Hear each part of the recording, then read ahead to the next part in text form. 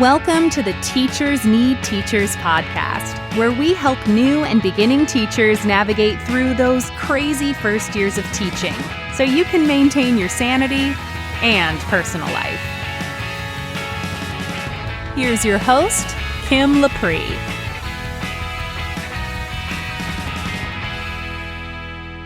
Welcome to the Teachers Need Teachers podcast, episode number 10.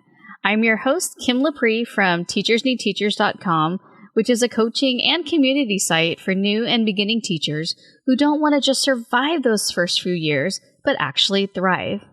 I really appreciate you guys coming out and listening to this today. I have quite a treat for you.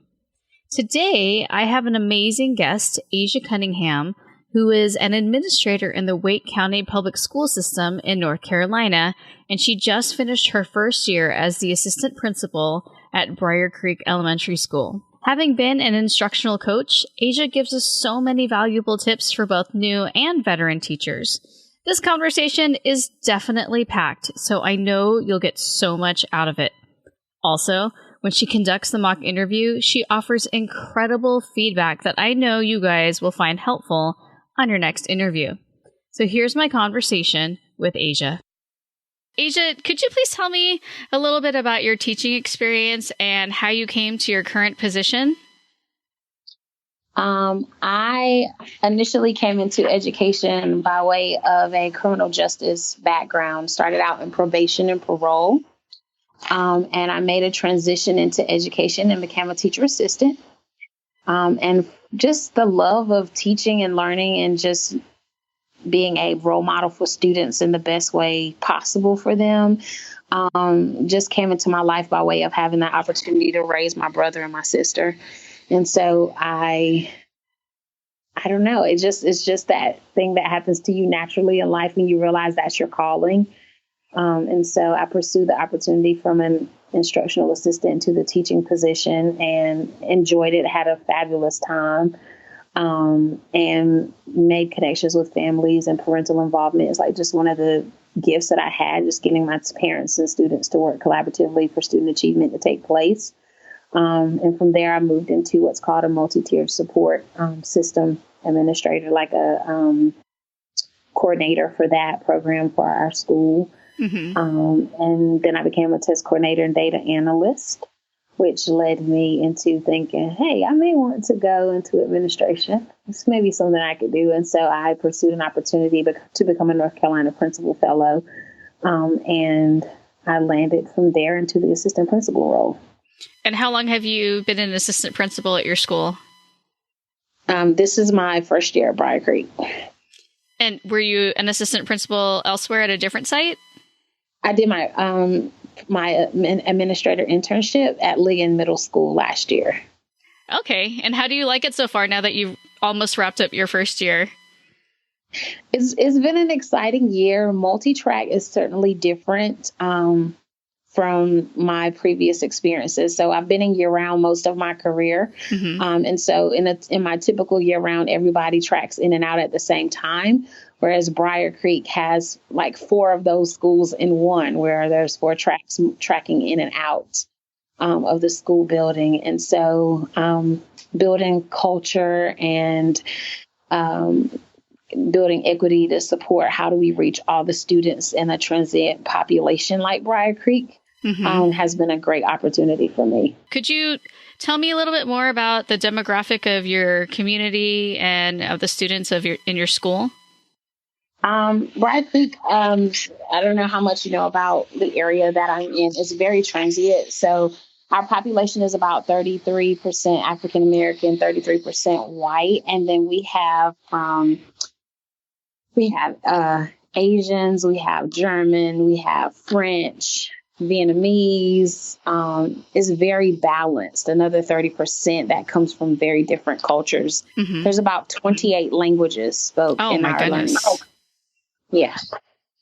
Wow. And in terms of like the setting, is that more of an urban setting? No, it is not. It is not urban. It's kind of like, I wouldn't say it's it's like in the middle. It's a very good mix. You have some of the suburbs population, as we're surrounded closely to a golf club. You have some students that come from the urban population. You have some that are just in that, the base population, local neighborhood. Okay. So it's a really good mix. Yeah, it sounds like that. Environment. You had mentioned multi-track and a transient population. Could you explain then how your school works with that? Because I haven't had any experience with that sort of a setup before in a school. Okay, so we have, as I said before, in a traditional track school, the students go to school for about 9 weeks and then they track out for 3. They go to school 9, they track out for 3, they do that. And then the summer they get like a 5-week break, right, as a summer break. So the students are in school the full calendar year. Oh, wow. And as opposed to having like a huge summer from June until mid-August, the summer's broken out throughout the instructional year, the calendar. Okay. And so Briar Creek has 4 tracks. So tracks 1, 2, and 3 may be in session from June to August till September, and then one of those tracks will go out, and then track 4 will come on. So there's always students inside of the building. And how do you determine who goes in which track? So the district gives the calendar, the general calendar for all the multi-track year-round students. And then that's how whatever track you're assigned to is based off the number of students on that track.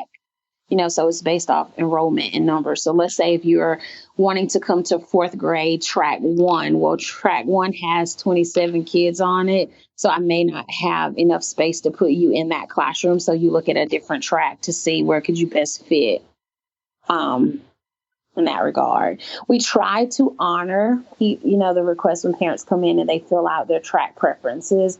But, based on student allotments and enrollment, it just depends on if it's able to be worked out that way. Okay. That's Does interesting. That make sense? Yeah, because normally, like when we think of, well, at least in my district, when we think of tracking, it's based on level, like reading level or grade, well, not grade level, sort of like when you're testing, if you're far below basic. Does that make sense? So they track that way. And so when you're speaking of tracking, this is completely different, and it's just based on time. Yeah, it is not based off like your economic makeup. It's all about the enrollment tracks driven by when you enroll. It doesn't matter where you come from and what your academic ability is. Now, you had mentioned that you have a transient population. How does that affect how you can, and I'm using track in a different way, how does that affect how you track students in terms of their data, like maybe their testing data or any other kinds of assessments? How do you do that when people are coming in and out all the time? Yeah, I mean, you really, you give the kids what you can while they're in your building. I know just Wake County Public Schools in general does an amazing job with sharing in how we educate, so that if you left one Wake County Public Schools and went to another, you have a very similar experience. But transient in that we have some students that are from Russia, and they may be here for a year, and then next year they return back to Russia, right? And so that part is probably the hardest part of the multi-track, because just when you get them on a roll, they're leaving you, and you know that they're not continuing that learning inside of the district. They're actually leaving to go somewhere else. So you get both internal transfers and you get out of country transfers in and out as well. So a lot of families come here to work, or they, they're flying in to do testing or whatever may be happening for them. And so that Briar Creek area, a lot of families reside there because they're right by the airport. And so they'll choose to live in that area, and then they leave whenever it's time for them to go. So I had mentioned before about tracking data, and I know that there are a lot of misconceptions about data. Some some schools aren't really focused on looking at the data, while others, all of their decisions are driven by data. Can you explain to my listeners why you think it's important to really not only just focus on data, but appreciate what data shows you? I'm going to speak to my own preference, not necessarily to my school or to Wake, but just as a classroom teacher, when you make informed decisions about your data, you're better serving your student, right? Because you're able to reach them exactly where they are. Like if you go to the doctor and you're going because you sprained your knee, you don't want him to service you for your elbow. Right. So Right. your data helps you to know what is the pathway that I need to take that student on to ensure their success. And then what are interventions or remediation or enrichment that I need to offer that child. And those decisions can't be made off of what you feel. It needs to be true facts from the numbers to support that type of decision making. Now, when new teachers start teaching, there's so many different things that they need to think about their first year of teaching. What would you recommend that they focus on first in terms of data? Because there's so much data that they could be looking at, but what are the most important types of data for them when they're just starting out so they don't get overwhelmed? Yeah, I think the most, as a teacher, the first thing that you're going to want to look at is my pre-assessment data, right? If I gave a pretest, let's say that I'm teaching students how to round to the nearest 10, right? I'm going to give a pre-assessment on rounding to the nearest 10, and I'm going to look at that data to say how many students in my class can already round to 10 and how many of them need additional support in rounding. And then from there, you plan your instruction. You're going to decide this group needs remediation or additional instructional support on it, whereas this group has already mastered this skill. Where can I grow them? And so that piece will lead you into the understanding of, now that I've taught this entire unit on rounding, how can I now post-assess them and determine, did they grow from the pre-test to the post-test? Right. So that's the data that you as a teacher can control. So that's the best way to start that data learning process, is looking at the data that you as a teacher control for your students. And then you move into your district data. Your district data is going to tell you the state or the district's requirement of mastery for those standards. And so you're going to start there by saying, we do here in North Carolina a test known as M-Class. Right. And so that's my reading assessment. So I'm going to give a reading. What reading level are you currently reading on? That drives my reading instruction. So that's a major assessment that you need to begin the reading process for your students. So those data trends are needed for you to carry instruction. So start looking at, what are the data that I can control that have a direct impact on my instructional delivery? Perfect. And so if I am a brand new teacher at your school and I have these students who are struggling and are far below where they need to be, what are the types of interventions that a teacher can recommend, or where would they go to even figure out what interventions are available?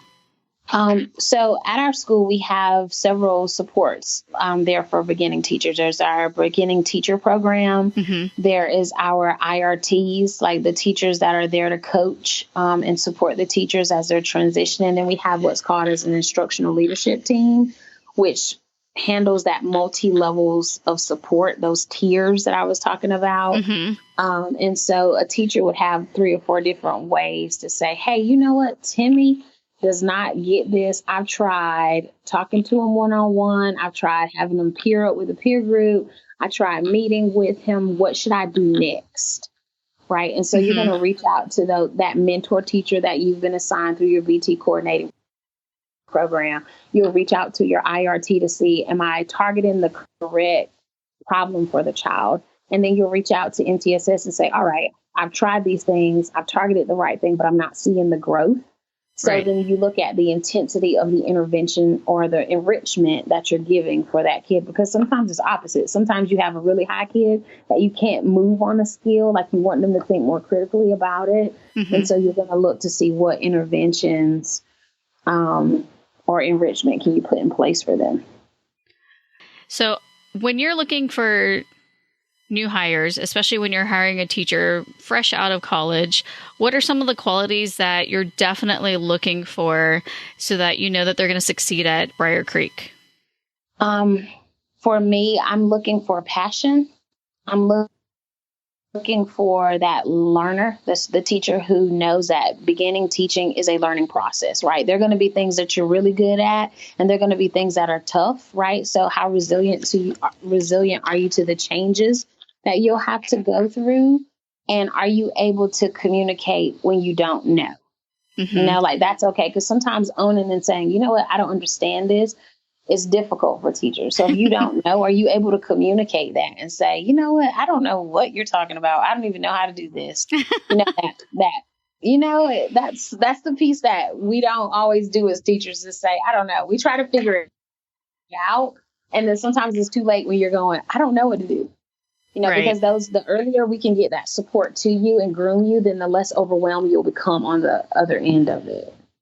And then the same applies to if you have veteran teachers that are applying for the position. Are there any qualities that you look for knowing that they do have experience that are different from beginning teachers? Absolutely, because Briar Creek and the way we do school is a lot different. I mean, we do what's called flexible seating. So we have hokey stools, bouncy balls. It's not a traditional learning environment.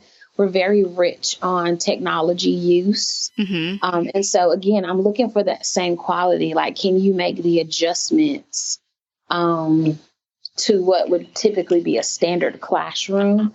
We're very much student choice. We like our students to have choice in when they're collaborating or creating different projects with each other. So it's not a sit and get environment. Right. And so we're looking, just when we're hiring a veteran, to see someone who's like, hey, I'm up for a new challenge. I want to try something different that I haven't done before. And you're looking to see, for both candidates, can you relate to children? Can you build relationships with children? And what does that look like for you? We are in hopes that all teachers, no matter who they are in a place of being a lifelong learner themselves, because the field of education is always changing. Mm-hmm. It's always something new's coming down the pike, and you're having to make that adjustment. And so having the characteristic of flexibility is very important. Absolutely. Yeah. I'm sure that when you're interviewing, if you have someone who doesn't like technology or think it's bad for kids, that would be a definite red flag.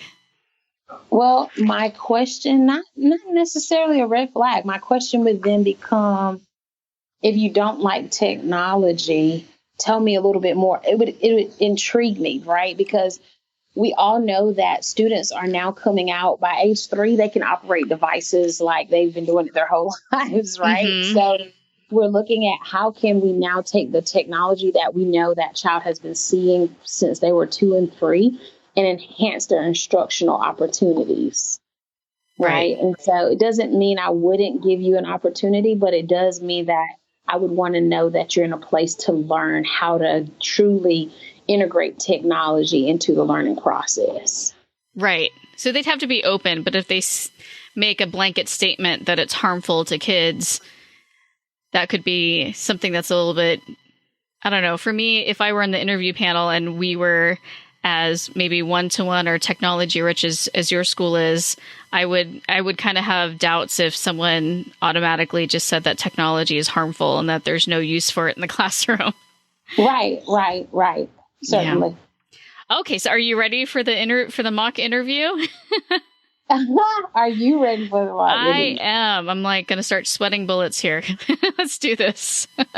It's been a while since I've interviewed. I know. So let me ask you a question. Have you done any research? You want me to interview you from the Briar Creek perspective? So have you done any research on my building? I have looked at your school website, and that's about it. Okay. All right. And that might be something that's actually not so good right off the bat. I would always suggest to interviewees that they do as much research on a school as possible before they go in. Right. That's exactly what I was going to say, is that any teacher going into the school, because a lot of times I interview teachers and I say, why do you want to come to Briar Creek? And the first thing they tell me is close to home. And so I want to know that you know what the heartbeat of that building is. Like you want a teaching job, yes, but you also want to make sure you're buying into an environment that's conducive for you, and that would allow you to grow and develop and support children, right? Mm-hmm. So if you don't have a full connection to the school's vision and mission, that sometimes limited. Right. It limits the work that you can do. All right. So tell me a little bit about you and your teaching experience with your cooperating teacher. So I have been teaching. I just finished up my 16th year of teaching. And throughout my career, I have been an elementary band teacher. I was also a high school marching band teacher. And then I transitioned to middle school band, which was my passion. And about 10 years ago, I decided that I wanted to transition to teach English. I noticed that a lot of my band students were struggling in their English classes, and they just really hated it. And I thought, if you just had some engaging teachers, or if you just had more engaging lessons, I bet you could really love reading and writing. So I switched over to English and have been teaching 7th grade English ever since, and I absolutely love it. All right. Good. Did I answer your question? So how do you did. Was there anything that I could have improved on that? No, that question is normally like a lead in for me. I want to see, are you comfortable? Can you articulate about who you are and what your learning experience has been as a teacher? Mm-hmm. And so that opening question is always going to be, no matter what administrator, typically majority administrators, they're just trying to ease you in and find out how comfortable you are with you and what the process. Okay. So no, you did good. So tell me a little bit about how you empower students to become involved in their learning process in the classroom. That's a great question. I think that student choice is really important regardless of the level that students are at. A lot of times, teachers are very top down and they just tell students to do assignments and the students do it, and they comply. And I think that when you give students the opportunity to choose something that they feel is appropriate for themselves and that they are actually interested in, then they are more likely to complete the assignment and learn. So in my classroom, I do have set lessons where I teach them the skill. And then when it's time to practice it, especially because I teach reading and writing, when it's time to write, I give them choice in the subject that they write about. I also, at times, depending on if it's, a specific writing unit like argumentative, or it's more of just, let's just write in our journals. If it's in their journals, I'll let them choose the writing genre. But otherwise, if I tell them we're going to be writing a narrative, I give them a few parameters, but for the most part, I don't want to constrict their learning. And so in as much as possible, I give them that kind of choice so that I can still make sure that what they're producing, I can grade with a rubric and track their progress, but at the same time, they feel that they have their own choice and voice. Okay, good. That was going to lead into my second question, actually, about once you gave that project, how do you assess and evaluate students to determine they've mastered the standards? It can be difficult if you're doing just, basic, like really involved projects where students have complete choice, like let's say Genius Hour. I know that for a lot of people, when they do Genius Hour projects, the rubrics are based on the choices that students make, and they give them basic parameters for the final product. But someone could give a speech, someone could do a video, someone else could do a skit. And I like to make sure that I create a rubric that can be, in general, all-encompassing, but is focusing more on the learning and thought process that got them to that product as opposed to just the product, because the learning happens along the way, and that's where I want to see, can they apply these skills that I've taught them in real-life situations? Okay. All right. One thing that you said that was very intriguing to me is that there are multiple ways to determine if a student has mastered the standard. You talked about they can act it out, they can write it, like given that opportunity for different ways to express their own creativity. As a teacher, how do you build relationships equitably with all the students in your environment so that they're able to demonstrate mastery and reach their maximum potential? I know that first of all, I know that students have different preferences in terms of how they learn. And I know that there's some research that say, no, it's not, some are kinesthetic, some are visual. And I do believe that they just have their own preference. So I've seen where some students absolutely love writing, and I will give them that opportunity if they want to do a writing piece that I want them to feel comfortable where in the mode that they're using. Other students who are a little more social, maybe it's because of the YouTube generation, they'd prefer something like Flipgrid where they can record themselves and have that be their submission.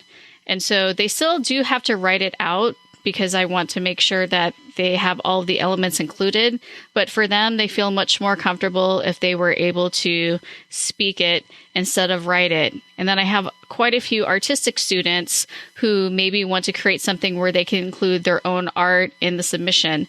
And I allow them to do that as well because I do like to have visuals when they're doing projects. So I just try to throw out options and have them also sort of pitch to me what they're thinking of doing so that we can see if it aligns with my rubric. Now, this doesn't go with every single assignment because, of course, I still have to teach skills, in like a small lesson setting and then have them go and apply those skills. But overall, I really try to have them have as much choice as possible. What does a typical day in your literacy classroom look like? When students come in, I have the warm-up immediately on the board. So I've trained them since the beginning of the year to come in and take out their composition books because I do like a mixture of writing on paper as well as iPads because we're a one-to-one school. And they will do the warm-up silently. I have about 50% students with IEPs in my classes. And so there's a lot of me going around and redirecting and making sure that they're getting their materials out. And then I have them also, share what they've read. I really like this part because it gets them to interact with their peers. And it's more in a low risk environment because they've had time to plan it out. And so students are really comfortable with interacting with each other when it's time to do group work later on because they're used to that process. And a lot of what happens in my classroom is, I'll give a short mini lesson on a skill and students practice it together in groups and then they work on a product for me. Now, I wanted to ask you about that. Now, I've had other principals say that they're not looking at the lesson plan, but they're looking at the environment. And I'm wondering which one you're looking at. I'm looking at the level of engagement from the children. I'm looking at the involvement in the instructional delivery from the teacher. And I'm looking at the student's ability to articulate what is the objective for the lesson I'm in right now. So would you want that all included in your candidate's answer? Yeah. Okay. I would. And those things don't necessarily come in one question, right? Right. But for example, in talking to you in interview, I can already tell that based on the layout of your classroom, you're circulating throughout that environment to ensure that the expectation you gave the kids is actually being done in that classroom. Okay. You already said I'm allowing them to share, which I know they may not want to write, but they look forward to having the opportunity to share with their peers. So while they know I don't necessarily want to sit and do the writing, whether it's type it on the iPad or write it on a pen and paper, I'm going to be given an opportunity to share my engagement, right, with someone else. So it's not just I wrote it and then I put it in my desk. Okay. And then, third is, can that student articulate why they're doing that writing assignment? Are they going to say, I'm doing this writing assignment because it's morning work? Or are they going to tell me that because right now I'm working on building a nonfiction story about how to wake up in the morning? I don't know. Like, are they able to articulate why this is the particularly assigned writing assignment? Okay. Right. How does that, everything that you're doing should be going back to address the standards that you're teaching. Right. And so involving the student in that process empowers them to do the expected outcomes of the lesson. So I missed that part. I should have included that. Well, it doesn't mean that, again, when you're asking questions throughout, those things that you as an administrator are looking for are often answered multiple different ways during that interview process. Okay. Does that make sense? Yeah, absolutely. Yeah. You put the puzzle pieces together. Yeah. I mean, and that's the interview process, right? Like that's why you're asking specific questions to the interviewee, so you get a well-rounded view of who they are. Mm-hmm. Tell me what you do in terms of your students that are unmotivated. Like, I don't want to do it. What does that look like? I think this is important because a lot of teachers, actually all teachers face this. We all have students who don't want to do anything. And it's really our job to make it so that our lessons and the material that we're delivering is engaging. I know that there's a philosophy from a lot of teachers that they're not there to be fun or to make the students like them. But if a student isn't interested in what's going on, if you're not delivering it in a way that makes them want to do the work, you're going to be frustrated because they're going to be sitting there looking at you. So I do a lot of work right off the bat to create relationships with my students. They come to my class knowing that it's fun. And the reason why having a fun classroom is important to me is because I find ways to trick them into learning. I sneak in the learning there while we're all enjoying this, happy environment where everyone feels that they can take risks without being made fun of or bullied. And so when it does come to a student who doesn't want to work, it's usually uncharacteristic at this point because I've created that rapport with them. And so I will, kneel down next to them and talk to them one-on-one and find out what's going on. Maybe the previous night they didn't get any sleep because they had to go to the hospital, or maybe they actually don't get it. And that's why they are just slouching in their seat, not doing it. And they don't want to look stupid and make a mistake. Or maybe they really just don't feel like writing that day. And I usually can negotiate with them. Hey, can we at least get a couple of sentences on here?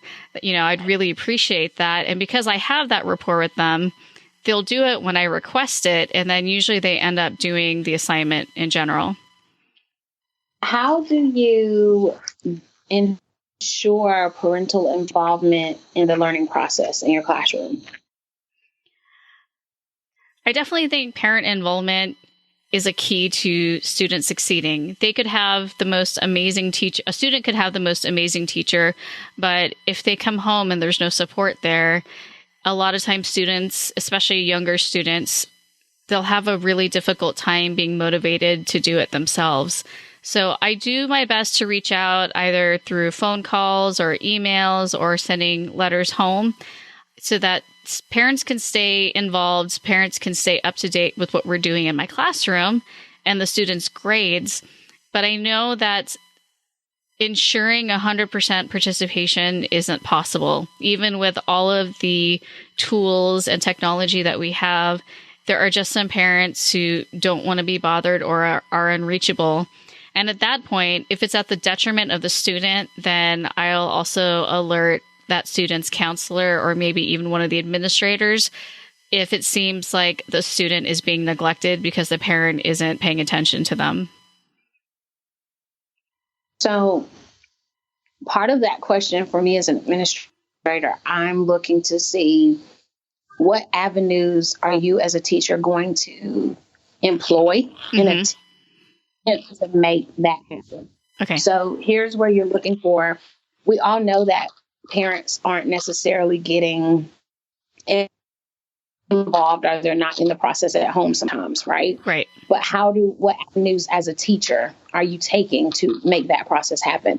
I'm texting, I'm calling, I may be doing a home visit to that child that I'm really struggling with. Okay. Right. So, you're looking for, even though parental involvement is sometimes hard, a big part of it is also motivating the parents to help enforce what you're doing inside of the classroom. Right.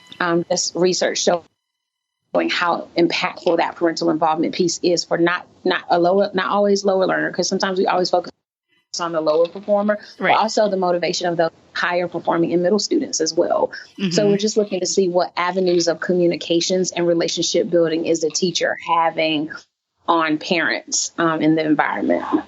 So like how far are they willing to go to get the parents involved? Right. Okay. Right. And I'm assuming, especially with a more transient population, that's particularly important to get them on board so you guys can play catch up if you need to. Right. Right. Like, how do you engage the parent who's not an English speaker, right? So right. That means I need to reach out to my ESL coordinator to figure out, hey, can you get me a translator over so that I can have that person here so I can communicate to the parent? Mm-hmm. So you're looking to see, is the parent just going to not be engaged? And the teacher's going to be like, okay, I just can't reach them. Or is the teacher going to go to different extents to say, I've tried multiple avenues to reach that parent and I wasn't successful? One last question is, what ways are you a collaborative working colleague? So you're going to be expected to work on a team. Sometimes that grade level, depending on which one you're in, has 5 to 7 people, right? So how do you collaborate with a team to ensure your voice is heard and you can get what you need, but also you're giving for the better good of the grade level?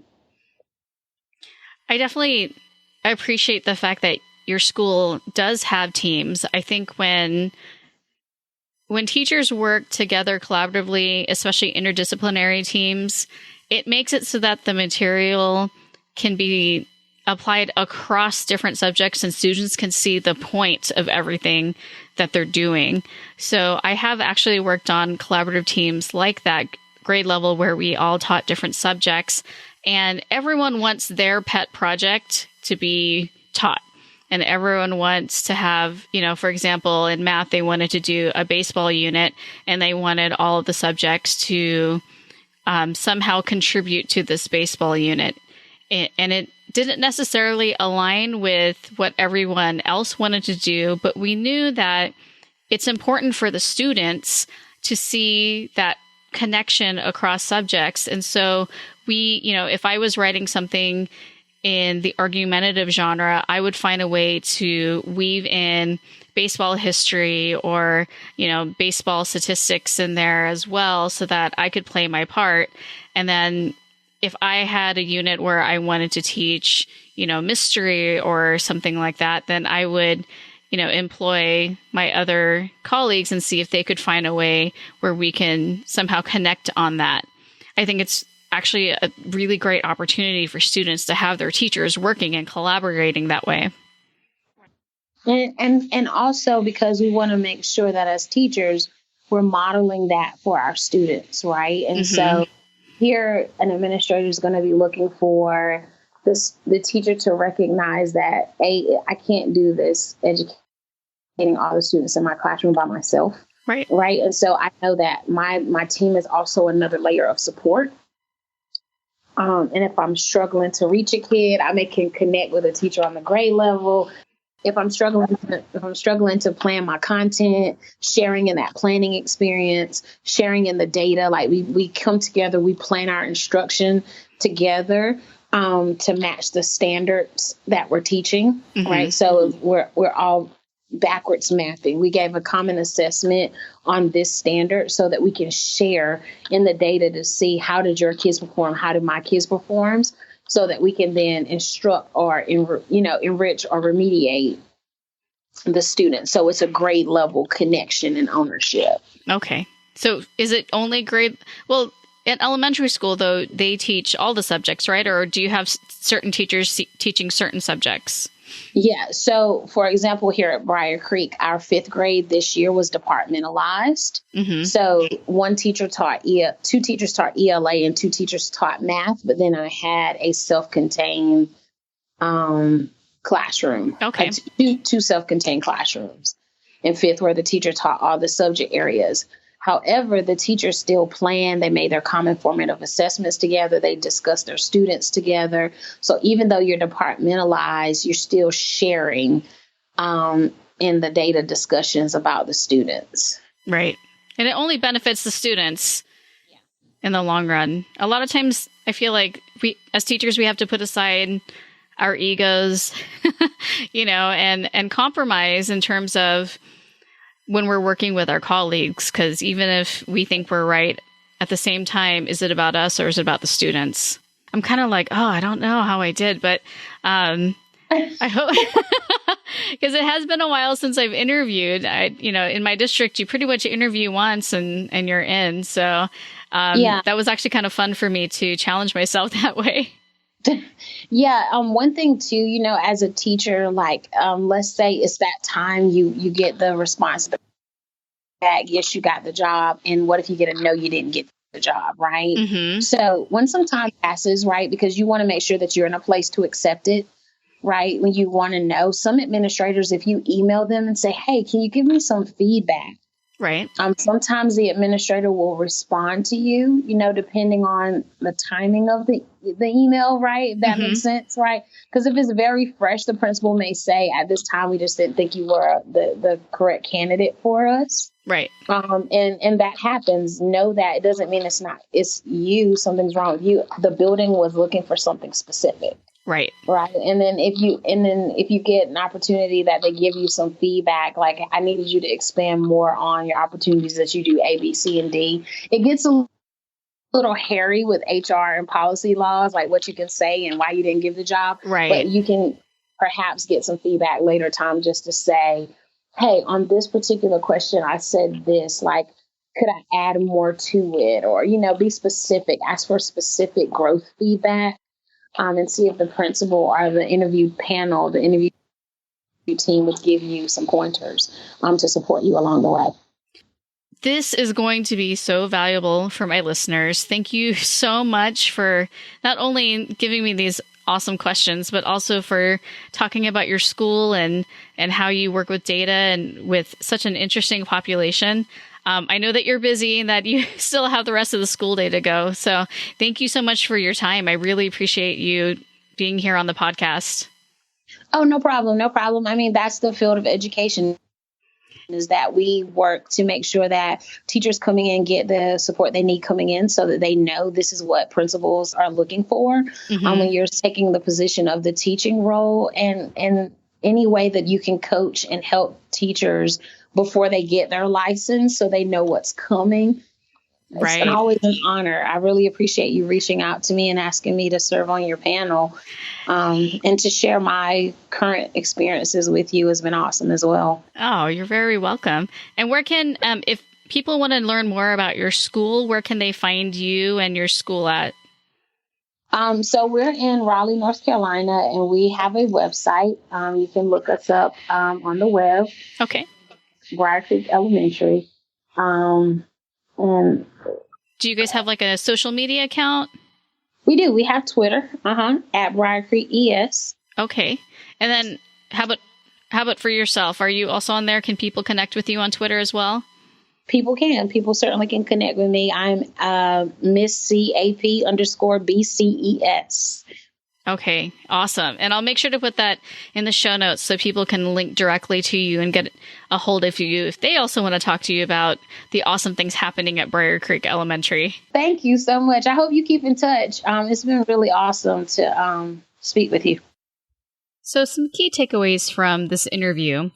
First, I think that Asia asked some awesome questions that I definitely think will give her and her school a good idea of whether or not the candidate would be a good fit for their school. But also, I think for you guys, there's so much for you to get so that you can improve for your next interview. So she asked some really great questions. Also, I love that she talked about data. She mentioned that data is basically essential for assessing progress and moving students forward. So as a new teacher, with everything else that you have to think about, you should focus on pre-assessment data and then determining from that data which students need remediation and an extension, and then also have a post-assessment so you know if you need to move on. And then you can also look at the district-provided data for your students so you can get more specific information about your students. Also, it's really important to always do your research about the school you're interviewing with. Pretty much you need to Google everything and know about the school culture and the mission. Finally, if you don't get the job, Asia mentioned that you shouldn't be afraid to email the principal and ask them for feedback on your answers in the interview. They won't be able to give you all the information that you might be seeking, but they can probably point you in the right direction. So again, I really appreciate you listening to the Teachers Need Teachers podcast. I really hoped you liked this show. And if you do, you can head over to teachersneedteachers.com/10. And there you'll find not only my show notes, but also the questions that Asia asked during the interview. And I think you definitely want to go over there and check it out. And if you want to keep this conversation going, you can go to my Facebook group by searching Teachers Need Teachers in Facebook, or you can go to teachersneedteachers.com/FB. And I really hope that you're enjoying this second part of this series.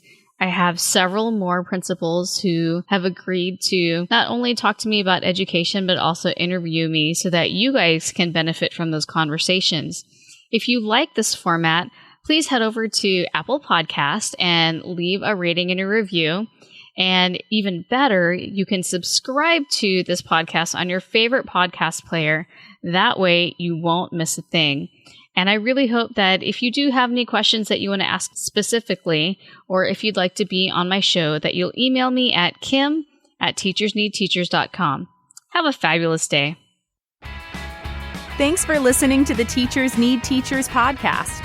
Love this episode? Head over to Apple Podcast or Google Play to subscribe, rate, and leave a review.